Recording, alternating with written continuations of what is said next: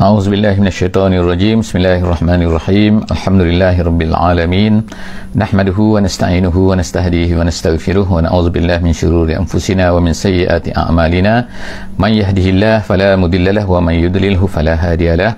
Nashhadu an la ilaha illallah wa nashhadu anna Muhammadan abduhu wa rasuluh. Allahumma salli ala sayyidina Muhammad wa ala alihi wa sahbihi ajma'in. Alhamdulillah, syukur pada Allah Subhanahu wa taala. Salawat dan salam kita panjatkan kepada baginda Nabi sallallahu alaihi wasallam. Alhamdulillah, hari ini kita akan bersama-sama di muka surat yang ke-293 insya-Allah.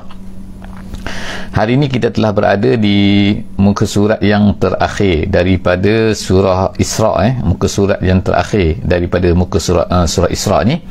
Iaitu kita berada di, insya-Allah hari ini kita akan baca dua surah hari ini, iaitu penghujung surah Isra daripada ayat 105 sehingga ayat 111 insya-Allah, dan kemudian kita akan bersama-sama masuk kepada surah Kahfi, iaitu daripada ayat 1 sehingga ayat yang keempat insya-Allah. Jadi kita tengok dulu apa yang disebutkan oleh Allah Subhanahu wa taala. Terima kasih kepada yang memberikan feedback suara dan juga gambar, alhamdulillah. Jadi kita akan tengok insya-Allah dalam ayat ini, dalam muka surat ini insya-Allah. Yang pertama kita akan tengok surah Isra insya-Allah ayat 105. A'udzubillahi minasyaitonirrajim. Bismillahirrahmanirrahim. Wa bil haqqi anzalnahu wa bil haqqi nazal. Wa ma arsalnaka illa mubasysyiran wa nadhira. Sadaqallahul azim. Alhamdulillah, hari ini kita tengok insya-Allah kan di dalam muka surat ini, Allah Subhanahu wa taala dalam akhir-akhir surah Isra ni, kita akan tengok Allah Subhanahu wa taala menceritakan tentang Al-Quran, iaitu bagaimana kehebatan Quran, kebenaran Al-Quran, dan juga bagaimana bentuk Quran itu diturunkan kepada Nabi sallallahu alaihi wasallam, dan juga bagaimanakah sikap setengah-setengah daripada orang-orang Bani Israel ni yang menunggu-nunggu Quran ni, menunggu-nunggu ketibaan Quran ini sejak daripada dulu lagi belum datangnya Muhammad sallallahu alaihi wasallam. Jadi mereka tunggu dan pesan kepada anak-anak cucu mereka supaya kalau Nabi ini datang, terima, beriman kepada Muhammad ini. Tapi kita akan tengoklah bagaimana apa yang berlaku kan. Dan kemudian Allah SWT mengajar kita bagaimana ketika kita ni nak baca Quran, bentuk cara baca Quran dan sebagainya. Dan kemudian Allah tutup surah Isra pada hari ini dalam muka surat ini insya-Allah. Yang pertamanya kita tengok ayat 105. Ayat 105 Allah Subhanahu wa taala sebutkan wa bil haqqi anzalnahu, dan dengan kebenaran kami turunkannya. Nya itu ialah Al-Quran. Jadi wa bil haqqi anzalnahu, dengan benar, anzalnahu kami turunkan, wa bil haqqi nazal, dan begitulah dengan benar turunnya. Nazal turunnya Al-Quran itu kami turunkan, dan juga turunnya Quran. Jadi di dalam ayat inilah ada beberapa pandangan ulama tafsir yang menceritakan kenapa disebutkan dua kali di sini kan. Yang pertama hak di sini, kemudian hak di sini sekali lagi. Jadi Allah Subhanahu wa taala sebutkan wa bil haqqi anzalnahu wa bil haqqi nazal. Setengah ulama tafsir dia beri makna macam ni, iaitu hak yang pertama benar maknanya yang pertama tu ialah, maksudnya ialah dia iaitu mengajarkan ajaran yang benar. Sebab orang-orang kafir Quraisy ini mendakwa bahawa mereka ni benar, mereka ni ikut ajaran Nabi Ibrahim. Jadi mereka tu betul, mereka katakan. Jadi Allah Subhanahu wa taala kata tak betul. Apa yang mereka ni adalah sebenarnya adalah tak betul. Syirik ni adalah batil sebenarnya. Jadi yang betul itu ialah apa yang kami turunkan. Itu yang pertama lah. Yang keduanya wabil haqqi nazal. Hak yang kedua ni ulama tafsir kata ialah, maksudnya ialah sampai bila-bila pun dia akan benar. Dia tak akan ada sampai satu masa dia ada expire ke dan sebagainya. Quran ni tak ada. Apa yang dia ajar dalam Al-Quran tu, apa yang ada dalam Quran adalah benar selama-lamanya. Maknanya membenarkan apa yang dah lepas ni, yang salah yang dihadapi oleh Nabi SAW, dan kemudian dia akan benar selama-lamanya. Jadi wabil haqqi anzalnahu wabil haqqi nazal. Itu ada satu pandangan lah ulama tafsir yang disebutkan dalam kitab-kitab tafsir. Wa ma arsalnaka illa mubasysyiran wa nadhira. Dan kemudian Allah Subhanahu wa taala kata, dan kami tak utuskan engkau wahai Muhammad, wa ma arsalnaka, kami tak utuskan engkau wahai Muhammad ini melainkan untuk melakukan dua tugas. tugas Nabi ialah nombor satu ialah mubashiran, iaitu memberi khabar gembira kepada orang-orang yang beriman, mereka akan dapat syurga begini dan seterusnya. Kemudian wa nazira, iaitu memberi peringatan, kalau kamu melakukan kejahatan, kamu langgar perintah Allah Subhanahu Wa Taala, kamu akan kena begini dan begini. Jadi kita ada dua sini kan, tugas Nabi kan, iaitu bukan hanya menceritakan kebaikan sahaja, tetapi jaga memberi amaran juga kepada orang-orang yang tidak mahu beriman. Kita tengok seterusnya, Allah SWT sebutkan dalam ayat 106, insyaAllah ayat 106, Allah SWT sebut wa Qur'anan farraqnahu. Allah Ta'ala kata, tengok kan, Allah Ta'ala kata wa Qur'anan, dan Quran itu farraqnahu, iaitu kami pecah-pecahkan dia. Maksud pecah-pecah ni ialah maknanya, ulama tafsir kata, iaitu turun Quran itu sedikit-sedikit, gradually, tak turun sekaligus. Sebagaimana contohnya kitab Taurat yang diperolehi oleh Nabi Musa AS, diberikan kepada Bani Israel, dia seketul. Tapi Al-Quran ini tidak turun dalam masa 23 tahun, sikit. Jadi faraqnahu, pecah-pecahkan. Allah Ta'ala kata sikit. Kemudian litaqra'uhu 'alan nas 'ala mukthin, supaya Quran ini kamu bacakan, wahai Muhammad, litaqra' Al-Quran itu 'alan nas, kepada manusia itu, ala mukthin. Mukthin ni maknanya perlahan-lahan, maknanya asal makna mukthin adalah tunggu, makasa tunggu, maknanya kan, tapi maknanya tunggu. Jadi Quran itu tidak sekaligus, tapi ditunggu, berlaku satu peristiwa. Wa nazzalnahu tanzila, Allah Ta'ala tegaskan lagi kan, dan kami turunkan Quran itu tanzila. Tanzila itu maksud sedikit-sedikit, maksudnya berdikit-dikit, sikit-sikit, bergantung kepada keperluan manusia pada masa itu, bergantung kepada maslahah yang Allah Ta'ala tahu kenapa diturunkan sikit-sikit. Sebagai contohnya kita tengokkan bahawa penharaman arak kan, Allah Ta'ala tak turunkan sekaligus kata arak ni terus haram, tak tapi Allah Ta'ala sikit-sikit. Jadi adalah maslahah situ kan. Maslahah itu ialah maknanya untuk memudahkan manusia itu meninggalkan satu perkara dah terbiasa mereka buat. Itu sebagai contohlah arak kan. Begitulah juga yang lain-lain kan, sama ada hijab ke dan sebagainya.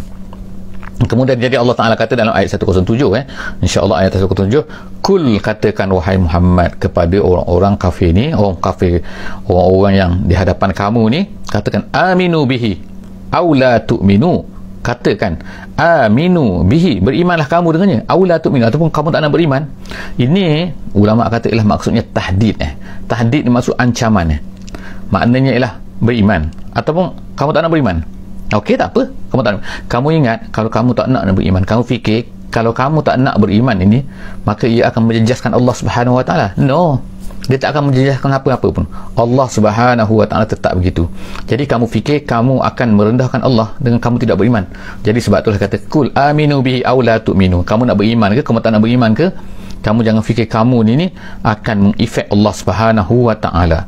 Kemudian innal ladzina utul ilma min qablihi, Allah Ta'ala kata orang-orang yang beriman, innal ladzina utul ilma, iaitu orang-orang yang diberikan ilmu. Iaitu siapa sini? Maksudnya ialah orang-orang Yahudi, iaitu orang-orang yang Bani Israel yang sebelum daripada ni, allazina utul ilma min qablihi. Sebab orang Arab ni ialah kalau nak bandingkan dengan orang-orang Yahudi di Madinah kan, orang-orang Bani Israel, mereka ni jauh. Sebab apa? Mereka ni tak ada kitab. Orang-orang Arab ni tak ada kitab kan. Maknanya dan majoriti mereka tak pandai baca dan menulis kan. 99% kita kata tak pandai baca dan menulis. Jadi orang-orang Yahudi ni dia special. Allah Ta'ala sebut sini allazina, innal ladzina utul ilma min qablihi, orang-orang yang diberikan ilmu sebelum daripada ini, iaitu sebelum daripada turunnya Quran tu, idza yutla alaihim yakhruna lil azqani sujada. Allah Ta'ala kata apabila dibacakan kepada mereka Quran itu, mereka akan yakhruna lil azqan, mereka ini akan merasai, terasakan, makna dengan penuh emosi mereka. Yakhruna, tertunduk, lil azqan, azqan makna dagu kan. Jadi macam mana tunduk dengan dagu, tapi maksudnya tunduk muka, tapi maksudnya ialah ni bila disebut yakhirun azqan, mana tanpa sedari mereka itu tertunduk kepada Allah Subhanahu Wa Taala dalam keadaan sujud. Maknanya merasa kagum dengan Al-Quran itu. Jadi yang peliknya kamu ni kan, orang-orang Quraisy ni, apa kamu tak rasa apa pun kan apabila Quran, bahkan kamu menentang lagi. Itulah satu benda yang pelik lah kita katakan berlaku kepada orang-orang Quraisy ni. Jadi Allah SWT kata yakhruna lil azqani sujada, kemudian wa yaqulun, bahkan mereka itu terus berkata subhana rabbina, maha suci Tuhan kami. iaitu siapa tu? Iaitu sebahagian daripada orang-orang yang daripada kaum Bani Israel ini yang beriman dan yakin dengan Nabi Muhammad SAW. Tak semua kita tahu kan, tak semua orang-orang Yahudi, orang-orang Kristian, orang-orang Bani Israel ini beriman. Majoriti mereka of course tak beriman, tetapi ada di kalangan mereka begitu. Wa yaquluna subhana rabbina, mereka berkatakan maha suci Tuhan kami. Minta maaf ayat 108 sekarang ayat 108. Wa yaquluna subhana rabbina in kana wa'du rabbina, mereka berkatakan in kana wa'du rabbina, janji Tuhan kami la maf'ula, akan dipenuhi oleh dia. Seterusnya ia ayat 109, kita tengok ayat 109, iaitu sampai kepada ayat 109 ni daripada ayat kita kata iaitu ayat apa ni, ayat 107.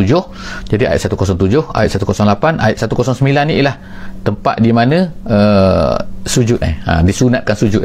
Jadi kalau kita baca seorang-seorang, kalau kita baca dalam keadaan biasa kan, bukan kita sekarang ni mungkin suasana suka nak sujud kan, tapi insya-Allah kalau baca seorang-seorang, insya-Allah sahabat-sahabat semua insya-Allah boleh sujud.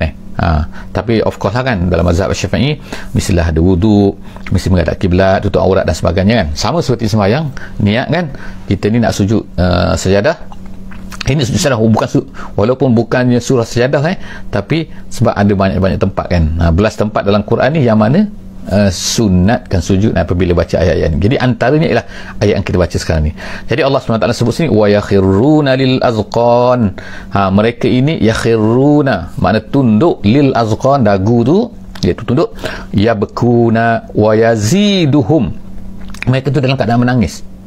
Maknanya macam terharulah, menangis, emosional lah, menangis sebab mereka dapat jumpa Nabi Muhammad sallallahu alaihi wasallam kan.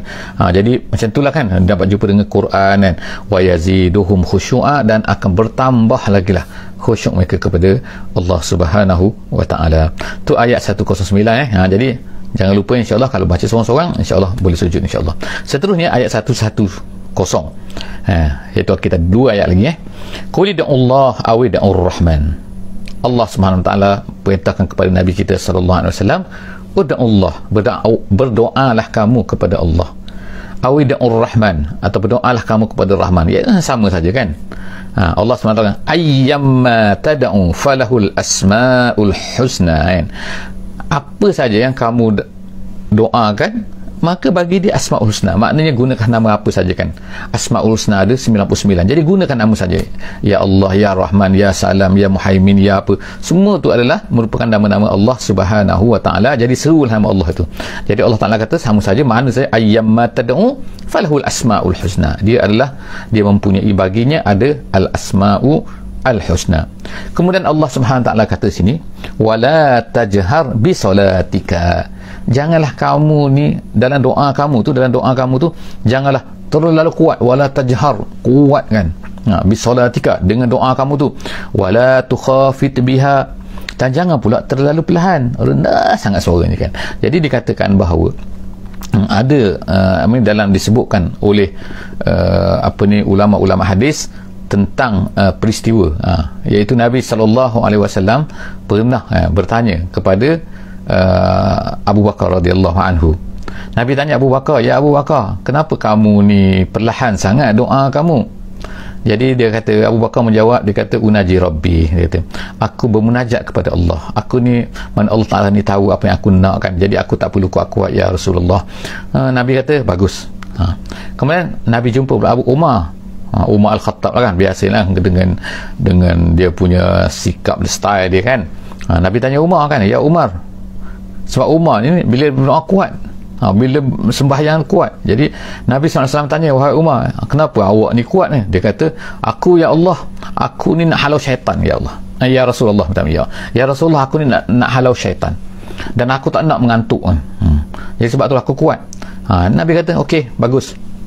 Tapi selepas daripada itu turun ayat ni, bila kamu wala tajhar bi salatika, jadi janganlah kamu ni terlalu kuat sangat dengan suara kamu semasa sembahyang kamu, semasa doa kamu, wala tukhafit biha, janganlah terlalu perlahan sangat pula, wabtari baina zalika sabila, dan carilah jalan tengah, maknanya jangan kuat sangat, jangan perlahan sangat. Jadi Nabi pun bacakan ayat ni, beritahu kepada Umar dan beritahu kepada Abu Bakar radhiyallahu anhum ajma'in. Seterusnya, wa qulil hamdulillahillazi lam yattakhiz walada, dan katakanlah.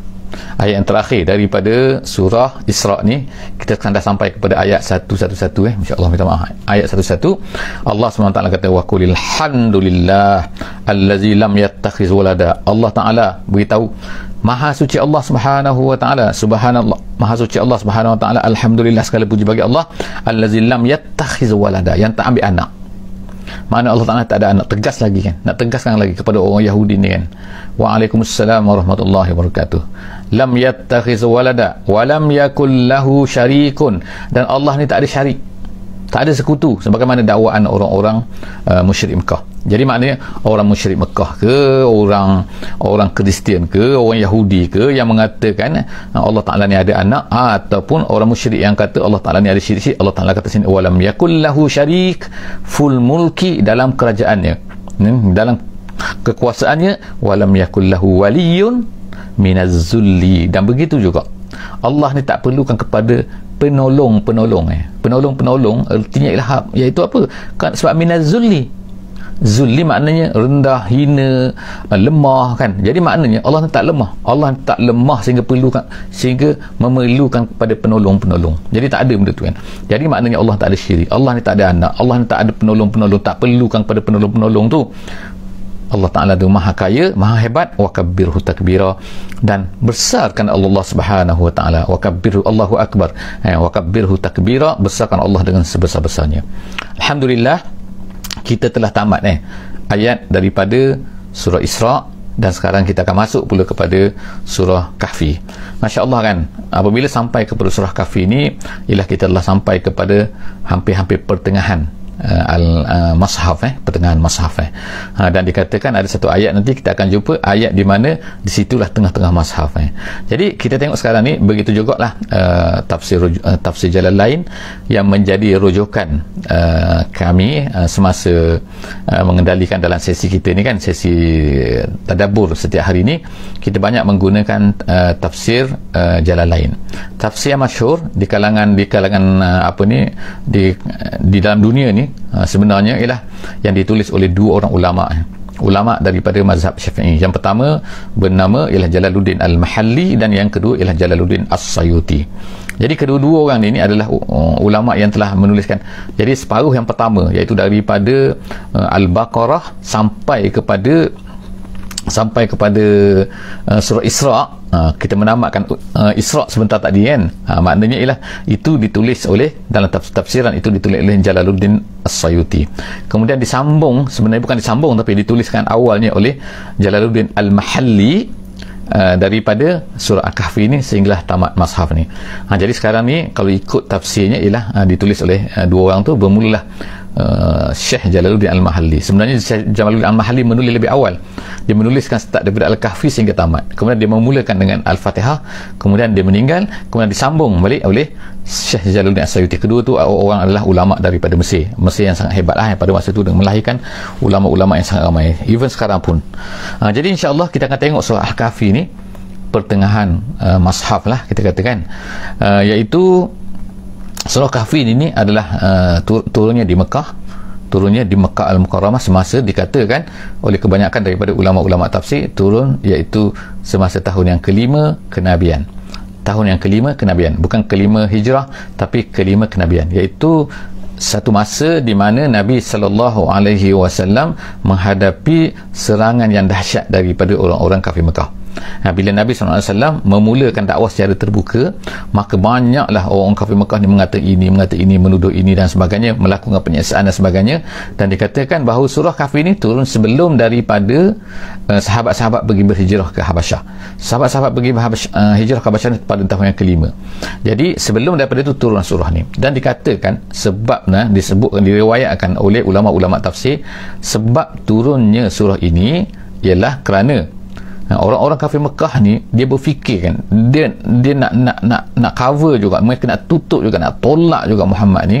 Jadi macam mana cara mereka buat macam ni, semua tak jadi. Akhirnya apa yang mereka buat ialah mereka pergi berjumpa dengan orang-orang Yahudi di Madinah. Jadi pada masa itu tanah Arab ni tak ada orang Yahudi lain kecuali di Madinah saja. Di Madinah ada orang Yahudi. Jadi orang-orang Arab Mekah ni kan, mereka ni selalu melalui Madinah Al-Munawwarah, Yasrib pada masa itu. Jadi mereka lalu dan mereka tahu bahawa orang Yahudi ada di situ. Jadi akhirnya mereka, sebab Muhammad ni mendakwa begini-begini, menceritakan Nabi Musa begini-begini, jadi mereka rasa oh Muhammad ni cerita pasal Nabi Adam. Jadi mereka pun pergi tanya kepada orang-orang Yahudi di Madinah, Yasrib. Jadi orang Yahudi beritahu, ajar ni, tengok ni kan, mereka ajar cara macam mana. Orang Yahudi ni pun sebenarnya tak betul juga sebenarnya kan. Mereka ni sebenarnya menolong lagi, nak tolong lagi. Jadi mereka tak apa mereka kata kepada orang Quraisy ni, mereka kata, kamu semua tanya Muhammad ni. Mereka semua orang Arab pada masa tu kan, maknanya bercakap Arab, semua Arab tapi bukan mereka ni orang Arab, mereka adalah Bani Israel, tapi oleh kerana mereka tinggal di Yasrib tu bersama dengan orang Arab, mereka dah bertukar menjadi Arab dah seolah-olahnya macam orang Arab, tapi mereka tetap juga dengan Yahudi mereka tu. Mereka pun beritahu kepada orang-orang Mekah ni kan, kamu tanya Muhammad tu, kamu tanya Muhammad tu 3 perkara. Yang pertama sekali, kamu tanya tentang orang-orang yang tidur di dalam gua yang beratus tahun, itu nombor 1. Yang kedua, kamu tanya dia tentang ruh. Yang ketiga, kamu tanya tentang seorang lelaki, seorang raja, seorang yang hebat, yang ke sana, ke barat, ke timur semua kan, berjalan untuk menegakkan agama. Kamu tanya dia 3 tu, dia tahu tak? Orang Yahudi kata, kalau dia jawab 2 daripada 3, maknanya dia betul. Kalau dia jawab 3 dia tak betul. Kalau dia jawab 2 daripada 3, dia betul. Kalau jawab 3 dia jawab, tak betul. Kalau jawab tak jawab apa-apa pun tak betul juga lah, maknanya kan, gitu. Kalau dia jawab 2, betul. Nabi SAW, jadi orang Quraisy ni pun baliklah ke Mekah dan jumpa dengan Muhammad. Jadi mereka kata, Muhammad, kami nak tanya ni 1, 2, 3. Pada masa tu Nabi SAW tak menyebutkan, Nabi confident kan, Allah Ta'ala mesti akan tolong beritahu baginda Nabi SAW kan jawapan kepada ketiga-tiga tu. Jadi Nabi tak katakan pada masa tu insya-Allah. Nabi tak sebut, kata insya-Allah saya akan jawab kalau Allah Ta'ala kehendaki. Nabi tak sebut insya-Allah tu. Jadi Nabi jawab confident kan, aku akan jawab. Nabi tunggu, wahyu tak datang. Jadi Nabi susah hati ni. Sebab apa kan? Jadi orang Arab Quraisy ni, orang Quraisy pun datang lagi, esok datang tanya Nabi SAW, mana jawapan Muhammad, mana jawapan Muhammad. Nabi tak ada jawapan. Nabi dah resah dah. Mereka lagi kuat lah kan, mengejek Nabi SAW dan sebagainya kan. Terus ejek, sehinggalah dikatakan dalam setengah riwayat kata 15, dalam setengah riwayat kata 17 hari. Ada kata 15 hari wahyu tak turun. Jadi ini sebenarnya adalah nak mengajar Nabi SAW bahawa, dan mengajar kita sebenarnya kan juga, ialah apabila kita berjanji dengan satu benda, kita nak buat esok akan datang, mesti sebut. Dipanggil istisna, dipanggil istisna insya-Allah kan, iaitu mesti ada, kita kena gantungkan dengan Allah Subhanahu Wa Taala. Kena ingat bahawa kita tak akan mungkin dapat buat satu benda tu melainkan dengan izin Allah Subhanahu Wa Taala. Jadi kena sebut insya-Allah. Selepas daripada 15 hari ataupun selepas daripada 17 hari barulah datang wahyu menceritakan, iaitu surah Kahfi ni. Jadi surah Kahfi ni menceritakan ketiga-tiga ni dan menjawab 3 soalan yang ditanya oleh Bani Israel tadi tu, yang ditanya oleh orang Quraisy kepada Nabi SAW, kepada Muhammad, iaitu 3. Tetapi 1 tidak dijawab, kulir ruh, iaitu ar-ruh. Jadi mereka bertanya kamu tentang ruh, katakan ruh itu adalah daripada urusan Tuhanku, aku tak tahu apa-apa kan. Jadi bila jawapan tu kalau ikutnya lah, maknanya kan, kalau ikutlah apa yang dikatakan oleh orang-orang Yahudi tu, sahlah bahawa Muhammad adalah betul. Jadi tapi adakah orang Arab Quraisy ni beriman kepada Nabi kita sallallahu alaihi wasallam? Tak juga. Jadi mereka ni memang cari pasal lah, kita katakan. Jadi kita tengok itu surah Kahfi, surah yang kita baca pada setiap hari Jumaat, yang menjadi sunnah yang kita baca pada setiap hari Jumaat.